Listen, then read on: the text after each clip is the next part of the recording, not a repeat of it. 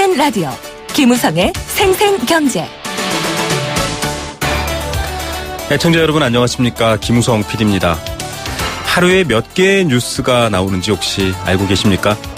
주요 포털에만 해도 하루에 6,000건 이상의 기사가 쏟아지고 있습니다. 그만큼 세상이 바쁘고 또 많이 연결되어 있지만 그만큼 뉴스가 쉽게 지나가기도 하는 거겠죠. 그래서 언론의 역할도 바뀌어야 한다라는 목소리가 있습니다. 아젠다 세팅, 즉 의제 설정에서 아젠다 키핑, 의제 유지로 바뀌어야 한다, 이런 말들도 나오고 있습니다. 오늘은 아젠다 키핑 성격의 인터뷰들 마련했습니다. 폭염은 한풀 꺾였지만 전기요금 받아든 국민들의 분노는 아직 안 꺾이고 있습니다. 누진제 관련 뉴스는 쏙 들어갔지만 논란은 여전히 살아있습니다. 누진제 논란의 발원지이기도 했죠. 관련 집단 소송을 맡고 있는 법무법인 인강의 곽상원 변호사 잠시 후 연결해서 누진제 관련 내용 다시 알아보겠습니다. 안전하다, 안심해라. 지진 공포에 떠는 국민들에게 원전 담당자들이 입이 닳도록 하는 말입니다. 그런데 후쿠시마 원전처럼 하나만 잘못돼도 나머지 원전이 함께 재앙을 불러올 위험이 있다라는 지적이 있습니다. 이에 대해서도 한수원 측은 대책이 애매하다, 이런 답변인데요. 서울대 원자핵공학과 서균열 교수와 함께 2부에서 알아보겠습니다. 화요일은 최백은 교수와 함께 경제 도미노 마련해드리고 있습니다. 금융권의 주요 자리 인사를 앞두고 다시 일고 있는 관피아 논란 짚어드리겠습니다. 2016년 9월 20일 화요일 김우성의 생생경제 지금 시작합니다.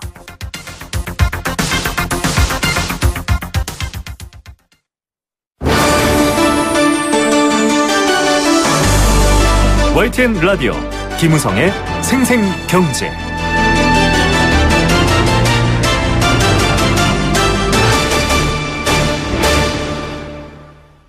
이례적인 폭염은 국민 경제 전체에 많은 영향을 미쳤습니다. 채소값도 오르고요. 여러 가지 문제가 있었습니다. 그중에서 특히 이 전기요금 문제 굉장히 뜨거웠었죠. 모든 언론이 다뤘었습니다. 한전 측은 한시적으로 누진제를 완화해서 가구당 9,100원 정도 깎아줬다, 이런 입장이지만 100kWh 이하 사용 고객을 제외하고더라도 8월 검침분을 봤더니 전기요금이 2배 이상 늘어나는 가구가 많습니다. 5배가 되는 가구도 24만 가구 정도 집계됐다, 이런 얘기가 나오고 있는데요. 앞으로 겨울이 되면 이 전열기구로 난방을 해야 하는 저소득층은 더 큰 고민에 빠지게 됩니다. 누진제 자체가 문제인데 언발에 오줌 누기를 해놓고 지금 해결은 안 되고 있다, 이런 지적이 나오고 있습니다. 다시 한번 이 문제에 대해서 소송을 벌이고 있는 법무법인 인강 곽상원 변호사 연결해서 한번 확인해 보도록 하겠습니다. 변호사님 안녕하십니까? 예, 안녕하십니까. 곽상원 변호사입니다. 예, 이 새누리당 이철호 의원이 한전으로부터 제출받아서 낸 보도자료에 따르면 이 전기요금을 비교해봤더니 아무리 한시적으로 완화했다 하더라도 6월 대비 2배 이상 늘어난 가구가 한 300만 가구 가까이 되고요. 또 정말 폭탄을 맞았다라고 하는 분들도 굉장히 많거든요. 지금 어떻습니까? 소송 추이도 늘고 있습니까? 상황이 어떤가요? 예, 지난 7월부터 많은 분들이 관심을 가져주셨고요. 실제로 요금이 폭증하는 것을 확인하게 되시면서 더 많은 분들이 참가하고 계십니다. 지금도 매일 한 20분 이상 참여를 하고 계신 형편입니다. 네, 매일 20가구 정도가 지금 이 전기요금 부당 이익에 대한 반환 청구 소송을 하고 있는 상황인데요. 이 정부가 이런 여론을 인식해서 한시적으로 누진제를 완화했고요. 또 정치권에서도 앞다투어 이 누진제 개편하겠다라고 나섰지만 현실은 지금 사실 하나도 변한 게 없다, 이렇게 봐야 될까요? 누진제 상황은 어떻습니까? 실제로 누진 요금제는 주택용에만 규정이 되어 있습니다. 네. 대부분의 국가의 경우에는 용도별로 나누어서 전기요금을 부과하는 사례는 거의 없고요. 네네. 특히 우리나라의 경우에는 한전이 전기 판매를 독점 사업으로 지금 진행을 하고 있는데 네. 오직 주택용에만 누진 요금제를 정하고 있습니다. 지금 정부에서 누진제 완화를 3개월 동안만 시행하겠다고 하는 것인데요. 네. 실제로 누진제 자체가 위법한 것이고 해서는 안 되는 그런 요금 규정입니다. 한시적 완화가 가능하다면 상시적으로 폐지하는 것도 가능한 것입니다. 예, 지금 벌이고 있는 소송은 민사소송이시지 않습니까? 예, 그렇습니다. 예. 이 전기 공급 약관이 이제 누진제가 명시되어 있습니다. 이 약관에 따라서 우리가 누진제에 따른 요금을 내고 있는 건데 이런 부분에 대해서 지금 핵심 쟁점 어떻게 진행되고 있으신가요? 핵심 쟁점은 한국전력공사가 독점적 지위를 이용해서 국민의 동의 없이 요금 체계를 정했다는 데에 있습니다. 네네. 그 누진제 요금 규정이 한전에게 이익이 되고 국민에게 불이익이 되는 것이라면 네. 그 요금 규정 자체는 약관 규제법에 따라서 무효가 돼야 되는 것입니다. 네. 그렇다면 무효인 요금 규정에 따라서 징수한 요금은 국민들에게 반환해 줘야 되는 것이겠고요. 네. 그렇다면 지금 소송에 참여하고 계신 분들이 만약에 민사에서 승소할 경우에는 지금까지의 누진제에 해당하는 금액은 다 돌려받을 수 있으시는 건가요? 거기 법률 이론적으로는 부당이득 반환 청구권의 소멸시효가 10년입니다. 네네. 그래서 과거 10년 동안에 부당하게 납부했던 과다하게 납부했던 전기요금을 돌려받을 수 있게 되는 것입니다. 저희가 대략 추산을 해보면 한 네. 가정당 10년치를 합산하게 되면은 네. 대략 한 500만 원 가량이 될 것으로 보고 있습니다. 네. 지금 이 근본적인 문제를 해결하지 않다면 이 분노라든지 이런 소송의 추이도 더 커질 거다 이런 전망도 나오고 있는 상황인데요. 한전이 매년 각 공기업이 공시하는 총괄 원가도 공개하지 않습니다. 즉 전기 원가도 공개하고 있지 않기 때문에 이 누진제 완화에 대해서도 지금은 조금 누그러들었다 이렇게 보는지 모르겠지만 좀 정부 측에서 이 부분에 대해서 너무 깜깜이로 자기들만 알아서 하고 있는 것 아니냐 이런 비판도 있거든요. 물론 지금 공익 집단 소송도 진행하고 계시지만 관련 내용들을 봤을 때 이런 부분에 대한 좀 개선점이 필요하지 않을까요? 어떻게 보십니까? 네, 저희 소송 중에도 한전이 계속 주장해 왔던 것인데요. 네. 한전의 주장은 이렇습니다. 지금까지 원가 이하로 계속해서 전기를 공급해 왔고, 네. 한전의 적자의 원인이 되고 있다라고 그렇게 주장하고 있습니다. 그런데 회계학적으로도 원가의 개념은 실제로 매우 모호한 개념이고요. 네. 그리고 한전이 지금 주장하고 있는 원가에는 한전의 모든 비용과 세금 그리고 한전의 적정 투자 보수까지 포함되어 있는 그러한 개념입니다. 네. 즉 한전의 이익까지 포함한 것이 한전이 주장하고 있는 원가이지요. 게다가 감사원의 감사 자료를 보게 되면 한전은 지난 수년간 10조 원 이상이 넘는 원가 부풀이를 해서 네. 그 감사 결과 지적을 받습니다. 실제로 한전의 그 원가에 무엇이 포함되어 있는지 아무도 모르는 그러한 상황입니다. 예, 이 원가가 무엇인지도 모르는데 원가를 들어서 지금 계속 방어를 한다라는 것 자체도 지금 국민의 비판을 받고 있다 이런 부분을 확인해 주셨는데요. 이 불합리한 전기요금 구조에 대해서는 많이 공감됐습니다. 이걸 깨기 위해서는 좀 경쟁 시스템도 도입하고 해외처럼 결합 상품이라던가 다양한 상품, 전기요금, 전기에너지 상품을 개발해야 된다 이런 말도 나오고 있는데요. 이렇게 할 경우에는 지금 여러 가지 약관을 또 위법성을 지적하고 계신데 좀 완화될 것으로 보십니까? 어떻게 보시죠? 일단 지금 한전은 지금 국가가 아닙니다. 네. 국가가 모든 소유권을 가지고 있는 것도 아니고요. 네. 한전 소유권의 49%는 이미 민간에 개방되어 있고 그중 30%는 외국인이 소유를 하고 있습니다. 네. 그러니까 정부가 모든 수익을 가져가는 그러한 구조도 아닙니다. 지금 현재 독점 체제인 전기 사업을 네. 한전이 제대로 수행하고 있고 국민의 이익을 위해서 수행하고 있다면 실제로는 오히려 이상적인 것입니다. 네. 그런데 지금 한전은 지금 독점의 지위를 남용해서 네. 국민의 재산권을 침탈하고 있는 형편이기 때문에 근본적으로는 최소한 판매 시장에 대해서는 그러니까 전력 판매 시장에 대해서는 경쟁 체제가 도입되는 것이 바람직하지 않은가 하는 개인적인 견해를 갖고 있습니다. 예, 한전의 어떤 독점 구조 자체가 모순이 있기 때문에 거기에 대한 대항으로서는 이제 판매 제도는 다변화할 필요가 있다 이런 얘기를 하셨는데 지금 사실 이 여름철 내 에어컨 사용으로 인한 누진제가 이제 이슈의 핵심이었고 국민들의 관심을 불러 모았지만 겨울철이 되면 저소득층 같은 경우에는 전기 장판을 대표하는 이 전열기로서 겨울을 나시는 분들이 많은데요. 이런 분들도 지금 사실 전기요금에 대한 부담이 굉장히 큽니다. 이런 분들도 겨울에 소송에 참여하고 싶은 마음이 있을 수도 있는데 정부는 일단 에너지 바우처 제도 같은 것들로 좀 완화하고 있거든요. 여름에 했듯이. 이런 부분들에 대해서 좀 근본적인 문제가 아닌 것 같은데요. 이 해결책이나 혹은 의견이 어떠신가요? 예, 일단 주택용 전력 판매에 대해서 누진 요금제가 없다면 실질적으로 에너지 바우처 제도 같은 것들은 도입할 필요가 없는 것입니다. 네. 자신의 전기 사용량에 맞게 자신의 생존과 생활에 필요한 전기 사용량에 맞게 전기 요금을 납부하면 그것으로 족한 것이거든요. 네. 근데 지금 위법한 누진 요금 체계 때문에 네. 저소득층도 전기요금을 많이 납부할 수밖에 없습니다. 특히 여름과 겨울에는 통계적으로 보게 되면 7, 8월 그다음에 1월, 2월이 가장 전기요금이 높습니다. 네. 그래서 저소득층 같은 경우에는 특히 난방 시설이 제대로 되어 있지 않아가지고요. 네. 불가피하게 전기요금은 많이 내게 돼 있는데 그를 보완하기 위해서 지금 에너지 바우처 제도를 도입한 것입니다. 네. 비유를 드리자면 이렇습니다. 전기요금 폭탄으로 받은 상처를 에너지 바우처 제도라는 연고를 발라준 것에 불과합니다. 네. 근본적인 해결책은 전혀 될 수가 없는 것이고요. 게다가 에너지 바우처 제도의 혜택을 받으려면 매우 까다로운 충족해야 되는데 그것도 네. 사실상 어려운 것입니다. 네, 오히려 더 큰 비용이 드는 것 같습니다. 누진제를 개편하면 이런 바우처라든지 이런 비용들을 오히려 더 합리적으로 풀 수 있다 이런 생각도 드는데요. 지금 뭐 말씀하셨던 부분에서 뭐 여러 가지 공감대가 있겠지만은 계속 소송을 여러 판사들을 뭐랄까요, 이렇게 좀 분산해서 지금 진행하고 있지 않습니까? 현재 예, 이 소송 상황은 어떻게 되는지 좀 소개 부탁드립니다.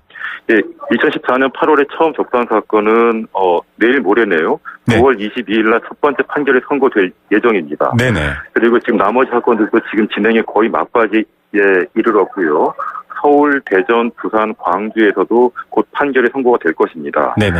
예, 제가 그렇게 법원을 달리하여 소송을 진행한 이유는 네. 이렇게 중요한 사건에 대해서 한 명의 판사님께서 혹시라도 편협되거나 독단적인 사고를 가지시고 판결하실까봐 네.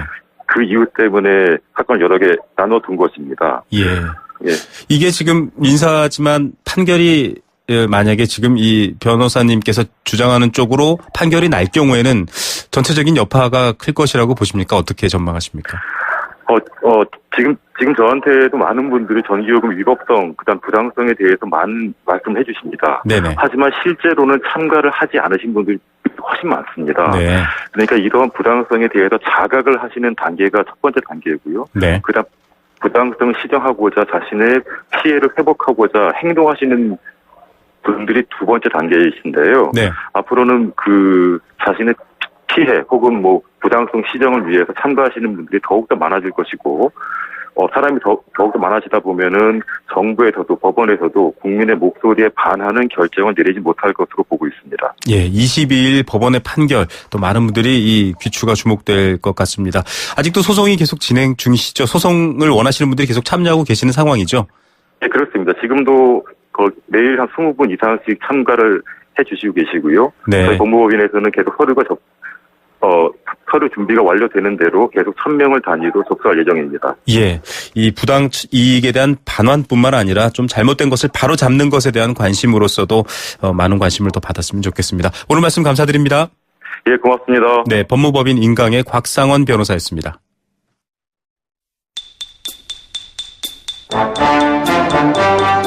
경제 탐구생활. 네, 퀴즈처럼 풀면서 경제 상식 높일 수 있는 경제 탐구 생활입니다. 알칼리 생수 A수 한 박스씩 선물로 드리고 있고요. 여행 스케치의 콘서트 나무야 티켓도 드리고 있습니다. 도심 속 꿈의 놀이터 일산 원마운트에서 워터파크 이용권도 드리고 있고요. 선정능을 품은 도심 속 특급 호텔 라마다 서울에서 숙박권도 드리고 있습니다.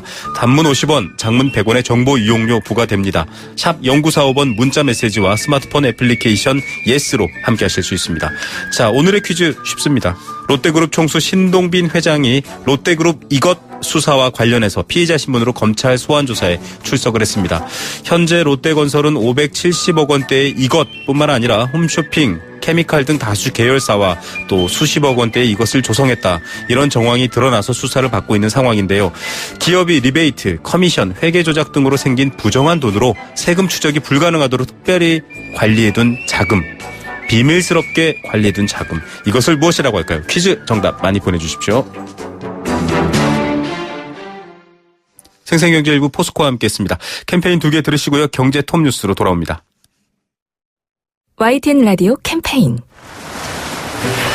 물 없는 한라산, 물 없는 제주 바다를 상상할 수 있나요? 제주의 아름다운 자연과 풍경은 깨끗하고 건강한 물이 있기에 가능합니다. 제주를 아름답게 만들어주는 건강한 물은 우리의 몸과 마음도 아름답게 만들어줍니다.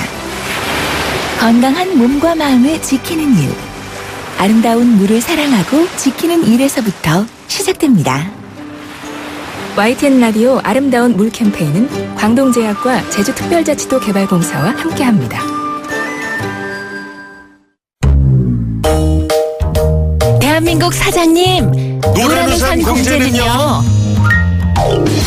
있잖아요 안심이, 있잖아요 기쁨이, 있잖아요 내일이, 있잖아요 행복이, 있잖아요 사장님께, 있잖아요 노란우산. 든든한 희망이 있잖아요. 노란우산 공제가 소기업 소상공인의 희망이 되겠습니다. 서경석, 이금희도 함께. 사장님을 지켜드리는 희망자산. 노란우산 공제.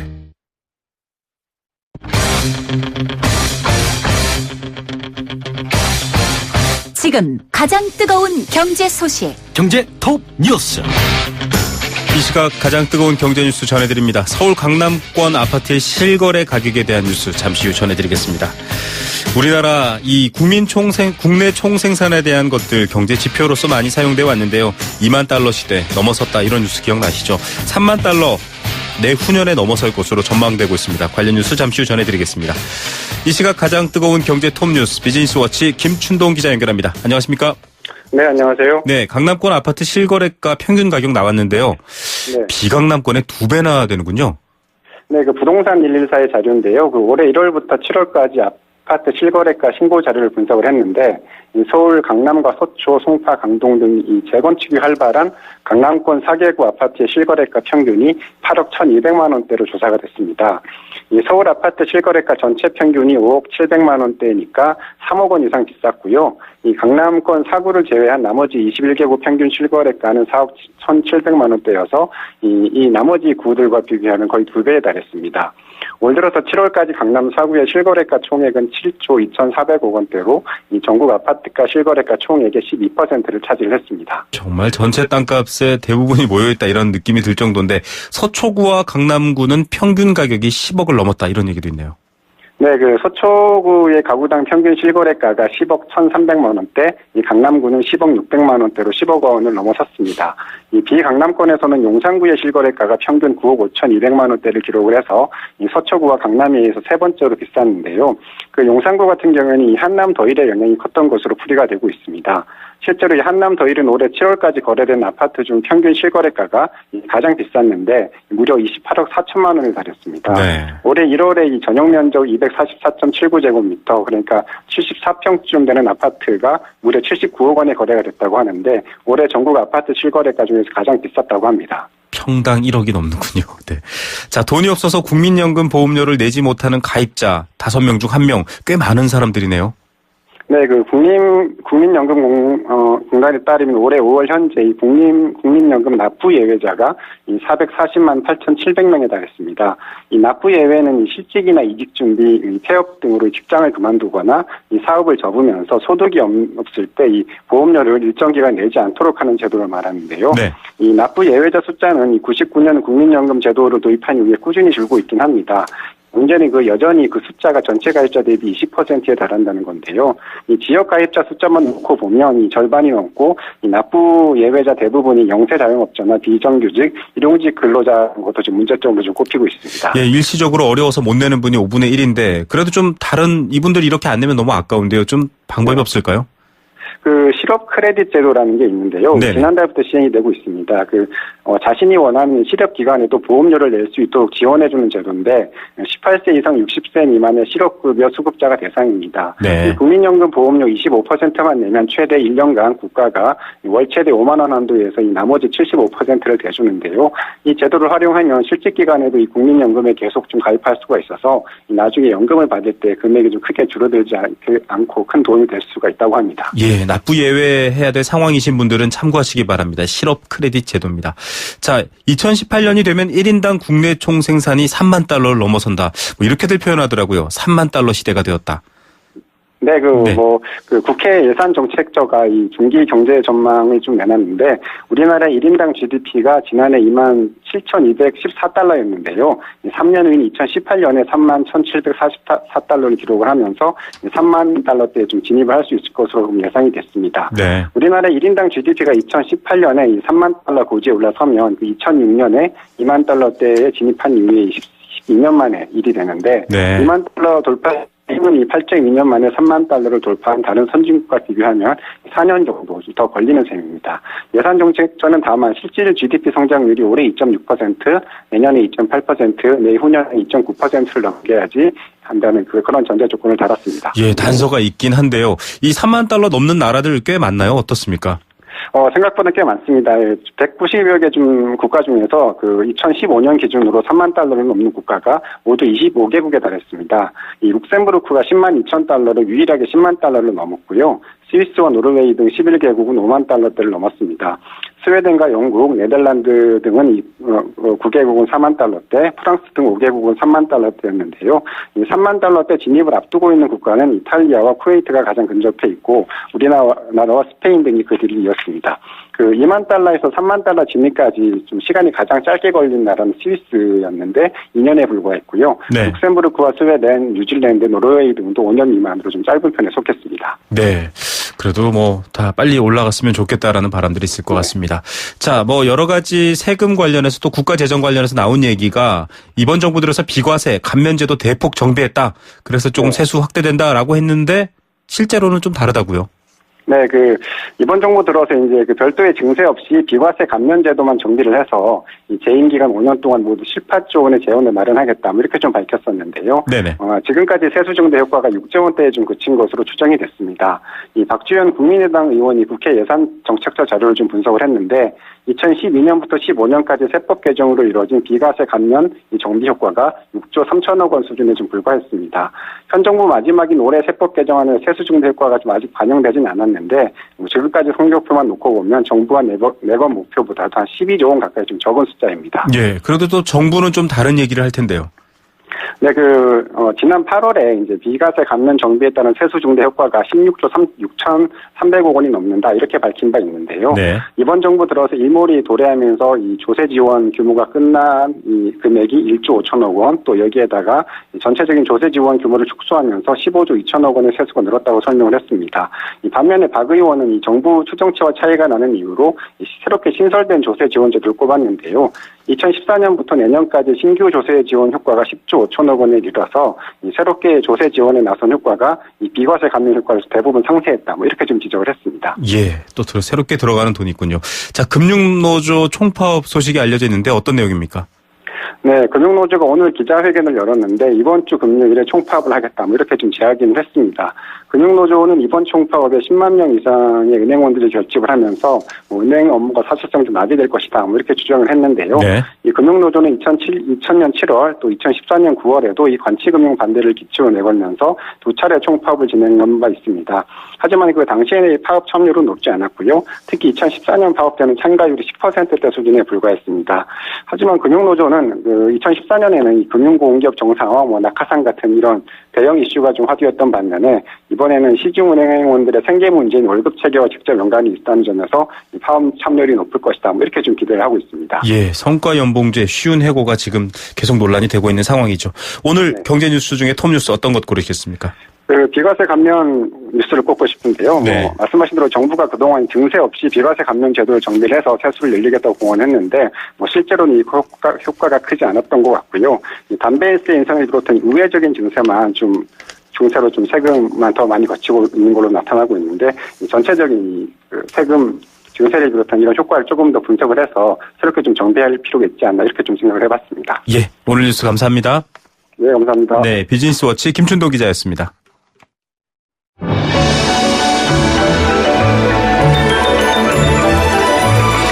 오늘의 경제를 들여다보는 시원한 창. YTN 라디오 김호성의 생생경제 생생인터뷰. 네, 소프트웨어적인 경제가 아무리 잘 굴러가고 또 더 발전된다고 해도 이 근간인 하드웨어가 무너지면 소용이 없겠죠. 무더위를 지나고 나니 땅이 흔들려서 또 걱정입니다. 지진 걱정이 계속 반복되고 있고 어제까지도 이어지고 이게 좀 심각한 문제입니다.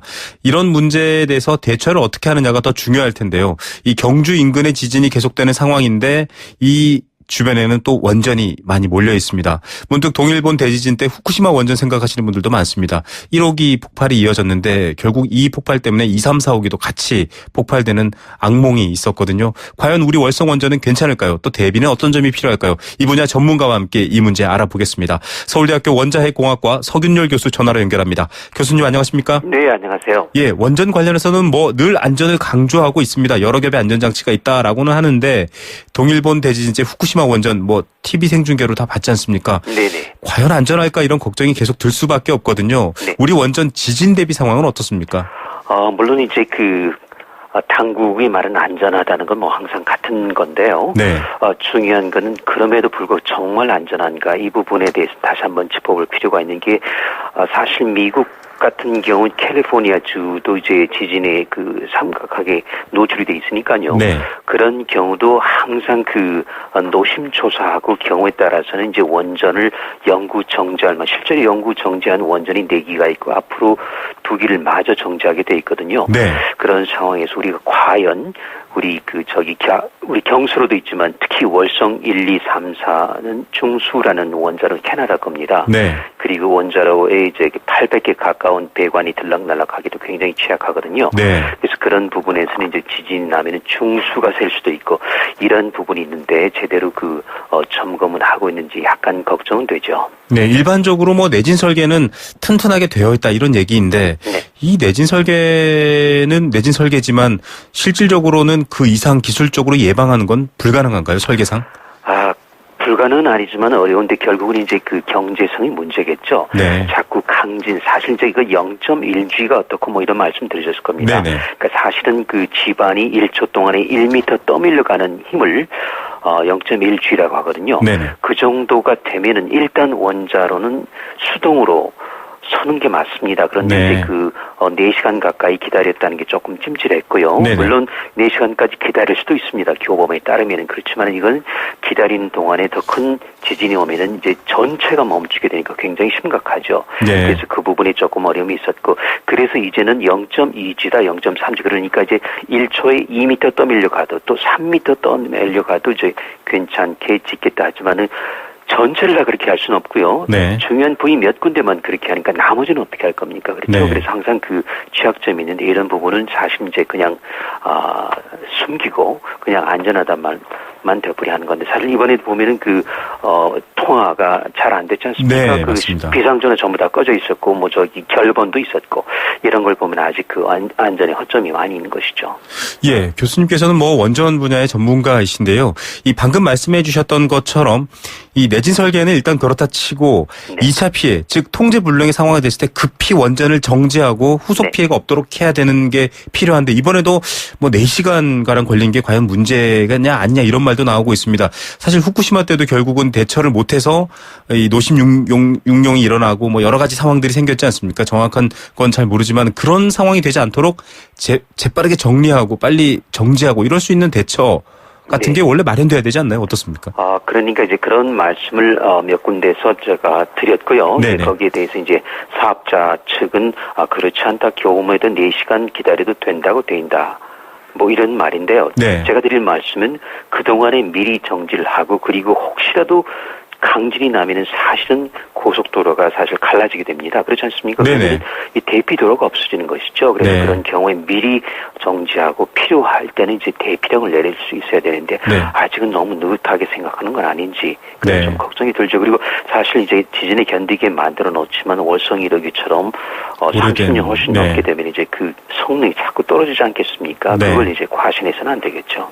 예, 지금 뭐 후쿠시마를 꼭 단순 비교할 수는 없겠지만 교수님 말씀해 주신 대피로도 없는 상황이라면 결국 원전 스스로가 피해를 줄여야 되는데 맞습니다. 걱정입니다.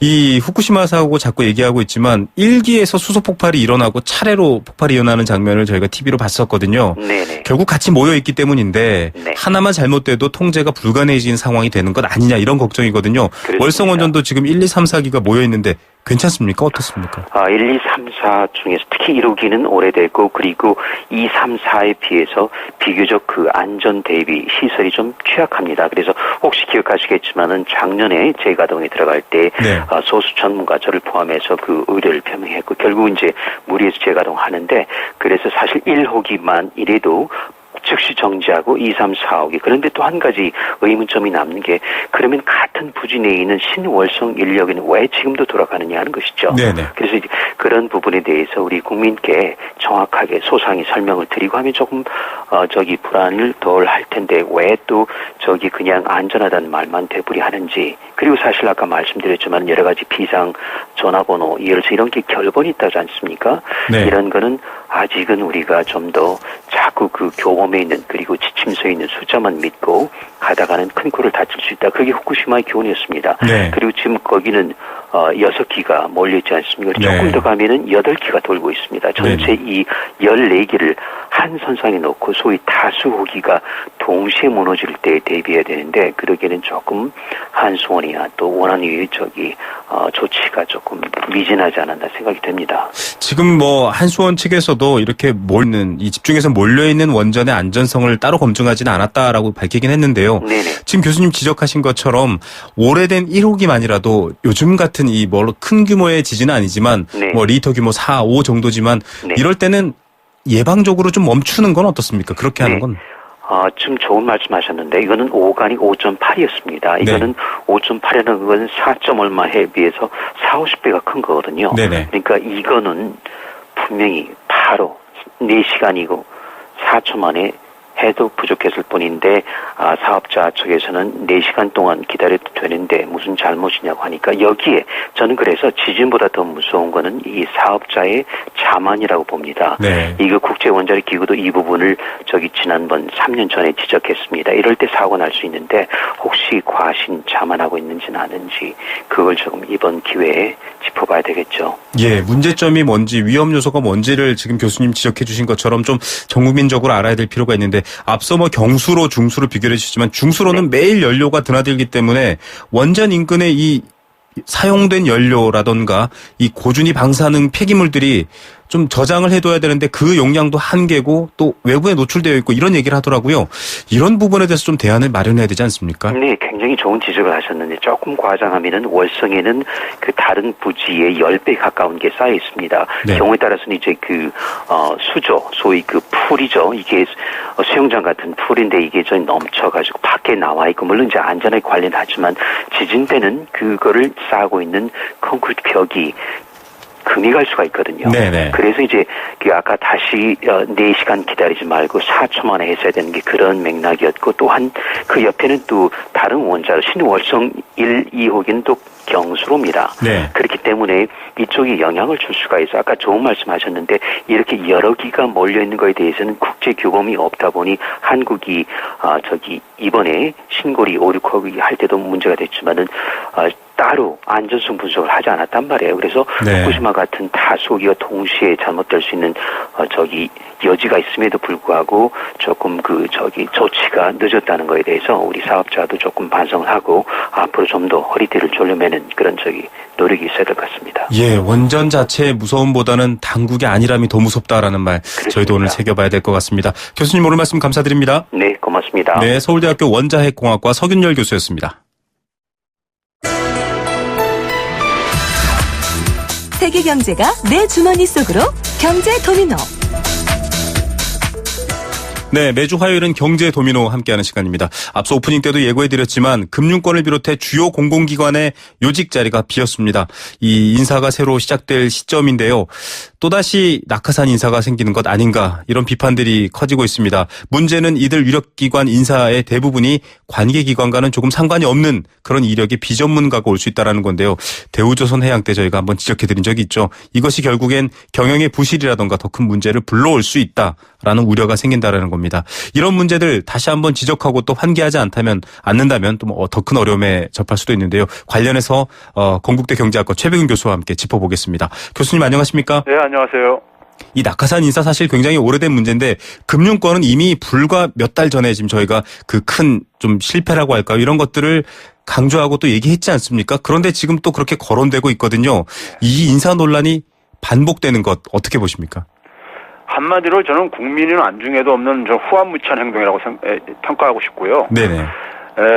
낙하산 인사는 이제 국가 권력을 결국 사유화시켜가지고 특정 집단의 사익 챙기기로 우리가 해석할 수 있고요. 그 결과 이제 공공기관을 이제 무능과 무책임한 경영으로 이제 이어지게 하고요. 네. 결국은 공공기관을 불구화시킬 수밖에 없습니다. 저는 낙하산 인사가 단순한 인사 문제가 아니라 4가지 점에서 심각한 문제를 발생시키고 있다고 보는데요. 네. 첫째는 박근혜 정부가 추진한 것이 자본시장 발전과 금융개혁이었습니다. 네네. 여기에 스스로 역행하고 있는 거죠. 박근혜 정부가 이제 공공기관 정상화를 내걸었고 공공기관 개혁의 주요 과제로 부채 감축, 방망 경영 개선, 상시적 기능 점검 등을 내걸었는데요. 이 문제들이 바로 낙하산 인사에서 비롯하는 것이거든요. 네. 그런 점에서 스스로 문제를 만들어 놓고 정상화시키겠다? 이건 한마디로 궤변에 불과하다고 생각하고요.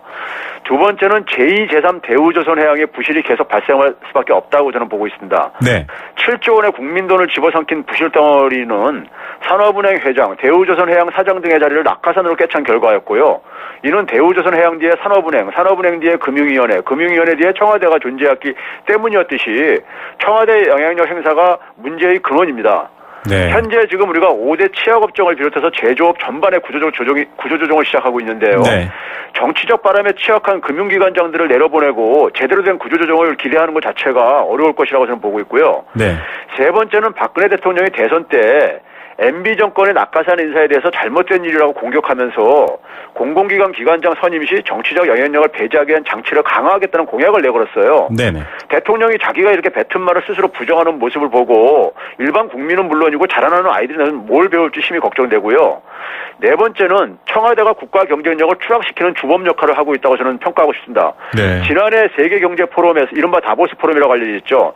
여기서 국가 경쟁력 발표했는데 충격적인 게 하나 내용이요. 네. 우리나라 금융시장 성수도가 87이었는데 이게 아프리카에 있는 우간다나 부탄보다 낮은 순이었었어요. 네. 여기에 가장 커다란 요인이 관치금융이 핵심이었었습니다. 네. 그럼 이런 것들을 지금 이렇게 놓으면서 겉으로 국가를 선진화시키고 국가 경쟁력을 강화시키겠다는 이런 얘기를 누가 이것에 대해서 신뢰할 수 있냐고요. 예. 지금 뭐 교수님께서 지적해 주신 부분들은 사실은 뭐 이번 정부, 이전 정부뿐만 아니라 사실 모든 정부에서 낙하산 논란이 항상 있어 왔습니다. 특히 좀 세부적인 내용으로 들어가 보면 이 전문성이라던가 직접적인 연관성이 없는 사람이 그 기관장을 맡는다. 결국은 뭐 정권의 입김 얘기를 지적해 주셨는데 그 배경에 대해서 많은 분들은 자세히 이해를 못하는 경우가 있습니다.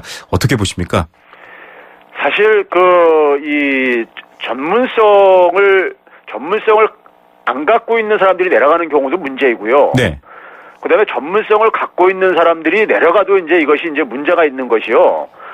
기본적으로 전문성이 있는 사람이 내려간다 하더라도요. 이 분은 결국은 뭐냐면은 청와대 영향력으로서 자유로울 수가 없는 사람이라고요. 네. 그러다 보니까는 결국은 공공기관의 입장에서 그러니까 공공기관을 경영하고 운영하는 것이 아니라 정치적인 그러니까 판단에 의해 가지고 이거 휘둘릴 수가 있단 말이에요. 네. 그 결과가 우리가 수자원공사 같은 경우 이번에도 낙하산 인사가 내려가는 곳 중에 하나로 지금 거론되고 있는 한국수자원공사 같은 경우가 네네. 그 결과 부채가 엄청나게 증가하지 않았습니까요? 네. 그런 것들이 하나의 예고요. 특히 금융공공기관 같은 경우는 그 기관장이 내려가가지고 아무튼 금융기관은 수익성을 추구하는 사업을 되게 추진하는데 네. 금융기관의 수익성은 결국 리스크를 추산할 수밖에 없습니다. 네. 근데 이것이 결국은 뭐냐면 이 기관장뿐만 아니라 또 감사까지 내부 감사까지도 되게 낙하산으로 내려가요. 대선 때 그러니까 되게 캠프에 참여했던 사람들이 제 주변에도 네. 그런 사람들이 개인적으로 많이 그런 사람들이 있는데 그런 사람이 내려가가지고 결국은 뭐냐면 같은 뿌리에서 낙하산 인사로 내려간 사람들이 어떻게 내부 견제와 이걸 제대로 하겠냐고요. 예. 결국은 그래가지고 우리가 봤던 것이 바로 뭡니까? 산업은행, 수출입은행, 국채은행들 부실 아니었었습니까요? 네. 지금 뭐 지적해 주신 부분처럼 결국은 독립성이 없고 이익관계에 연결되어 있다라고 한다면 결국은 국민적 손실, 국가적 손실로 이어질 수 있다라는 것들 저희가 사실 불과 몇 달 전에 이 사례를 직접 또 보고 국민적 의제로 같이 다루기도 했는데 지금 신용보증기금, 자산관리공사, IBK 기업은행, 수출입은행, 예탁결제원 이런 곳들도 곧 신임 사장들이 임명될 건데요. 여기에서도 사실은 지금 뭐 말씀하셨던 청와대를 비롯한 국가에서 이 사장 임명에 절대적인 영향력을 갖고 있거든요. 이 부분을 개선하는 어떤 방안이 논의된 바도 없는데 이런 부분들 좀 개선할 대안들이 나와야 되지 않습니까? 당연히 나와야 됩니다. 지금 상황은 사실 제가 앞에서 얘기했듯이 이 국가 권력을 사적 집단의 이익 추구로 사용하면서 아무런 부끄러움을 느끼지 못하는 것 같아요. 네네. 기본적으로 우리가 이 공공기관의 주인은 중앙정부가 아니라 국민입니다. 네. 그렇죠. 청와대가 아니라 대통령 것이 아니란 말이에요. 네네. 그러면 결국 뭐냐면은 이 주인이 국민이라는 생각에서 출발을 하면은 저는 해결책이 보인다고 생각하는데요. 공공기관과 공기업의 기관장 선임이라든가 운영에서 정치적 영향력을 배제하는 것이 대책의 핵심입니다. 네네. 그러려면 그리고 대통령과 정치권 등의 영향력을 배제할 수 있는 독립적인 인사위원회라든가 인사기구가 저는 필요하다고 봐요. 네. 그래가지고 거기서 그러니까는 정치적인 어떤 하나의 입김에서 자유로울 수 있는 사람들이 전문가가 선임이 되어지고 그들이 그러니까는 그런 또 임기가 보장되어주고 하게 되면은 공공기관 입장에서 경영을 할 수 있을 게 아니겠습니까요? 네네. 자, 이런 부분에 있어서 사실은 국민적 공감대 그리고 또 국민들이 힘을 실어주셔야 될 필요도 어느 정도 있을 것 같은데요. 지금 또 여러 이 낙하산이란 표현대로 여러 곳에서 나오는 말들이 낙하산이라도 능력만 있으면 되지 않나 이렇게 또 반문하시는 청취자분들도 있으시거든요. 능력 물론 중요한 요소입니다. 그런데 이 능력뿐만 아니라 앞서 말씀하신 금융기관 이런 곳에서는 능력 외에도 좀 필요한 부분들이 있다. 고려해야 될 부분들이 있다. 이런 것들이 있다면 어떤 걸까요? 제가 이제 앞에서 전문성과 관련해서 지적을 했었잖아요. 네네. 박근혜 정부가 앞에서 지적했듯이 공공기관 정상화를 내걸고 공공기관의 개혁의 주요 이제 정책으로 부채 감축, 방만 경영 개선 뭐 이런 걸 내걸었단 말이에요. 네네. 근데 부채 감축이나 방만한 경영이 왜 발생했는가 한번 보자고요. 네. 이번 낙하산 인사로 이제 거론되고 있는 앞에서 거론한 한국수자원공사 같은 경우가 지난해 말 기준으로 부채가 13조 2,700억 원이 넘습니다. 네. 부채 비율은 211%고 이것은 2014년에 비해서 99%포인트나 증가한 거예요. 빠르게 증가하고 있는 거죠. 네네. 이런 부채가 왜 발생했나 이거죠. 정부 입김에서 자유로울 수 없는 인사가 기간적으로 내려가다 보니까는 정부가 시키는 대로 그러니까는 사업을 진행한 결과가 이런 결과를 나왔단 말이에요. 그리고 나서 부채 감축하겠다, 방만 경영 개선하겠다 하면서 공공기관, 공기업들을 개혁하겠다고 하는데 개혁하겠다고 하면서 대개 보게 되면 어떻게 합니까? 그 공공기관에 근무하는 직원들한테를 달달달 볶는 시기에 그러니까요. 네. 그러니까는 결국은 그 공공기관을 결국은 망쳐놓은 것은 정치적인 어떤 하나의 이런 이 행위들이었었는데 그것을 결국은 뭐냐면 자기 자신들이 정치권에서 만들어 놓고 자기 자신들이 그러니까 그 책임은 일반 이제 직원이라든가 그 구성원들에 떠넘기는 이런 방식이죠. 네. 그런 점에서 이 공공기관이라는 것은 그러니까 우리가 능력이 있다고 하는 것이 아니라 정치적인 영향력을 그러니까 얼마나 자유로우냐가 굉장히 중요하다는 점입니다. 독립되어 있어야 된다는 말씀이시죠. 그렇죠. 예. 지금 말씀하신 부분들처럼 뭐 능력 여러 가지 부분들이 있겠지만 결국에는 이 독립된 정말 국민 경제 이익을 대변할 수 있는 분들이 와야겠다라는 생각들 또 다시 한번 새겨봐야 될 것 같습니다. 이 상황 계속 지켜보면서 저희가 또 다시 인터뷰 요청드리도록 하겠습니다. 오늘 말씀 감사드립니다. 네, 감사합니다. 네, 건국대학교 경제학과 최백은 교수였습니다. 고속도로에서도 잘 나가는 더 넥스트 스파크. 한가위 명절을 맞아 준비한 9월의 혜택. 지금 스파크 구매 시 100만 원 할인. 또는 36개월 무이자 할부. 스파크 한가위에도 잘 나가네. 현금 할인 60개월 4.9% 할부 이용 조건. 할부 원금 500만 원 이상. 9월 30일까지 홈페이지 참조. Chevrolet, find new roads. 연아가 좋아할 수 평창수. 맑고 시원 평창의 깨끗한 수 평창수. 청정샘물 올림픽을 응원해요 평창수. 응원 팡팡. 연아와 함께 마셔요. 2018 평창 동계올림픽 공식 먹는 샘물 강원 평창수. 평범한 날에도 좋은 일 있냐는 말을 듣는 그런 기분 아세요? 모든 것은 힘있는 피부로부터. 환하고 탱탱하게 피부에 다시 힘을 채우세요. 기대 그 이상의 변화. 아이오페 슈퍼바이탈 크림. 에이스 고객 지성 이보영. 침대를 말하다. 이 남자 가구 살 땐 신경도 안 쓰더니 침대는 자기가 먼저 누워보는 거 있죠? 당연하지. 몸을 위한 건데. 응? 잡았으면 알 텐데. 침대는 가구가 아니다. 침대는 에이스다. 에이스 침대. 튀김할 땐 행복해표. 볶음할 땐 행복해표. 요리할 땐 꼭 행복해표. 부침할 때 행복해표. 구이에도 행복해표. 행복해표 해표 식용유. 행복을 요리할 땐 해표 식용유. 탈모? 빠지는 머리에 필요한 영양소는 따로 있죠. 그래서 판시드. 탈모를 개선하는 약용 효모와 케라틴 효과. 판시드는 확실히 다른데? 빠지는 머리에 영양을 채우세요. 모발 자신감? 판시드. 약국에 있습니다. 동국제약. 네, 생생경제 포스코와 함께했습니다. YTN 애플리케이션 앱으로 조재영님, 김지훈님 정답 보내주셨네요. 감사드립니다.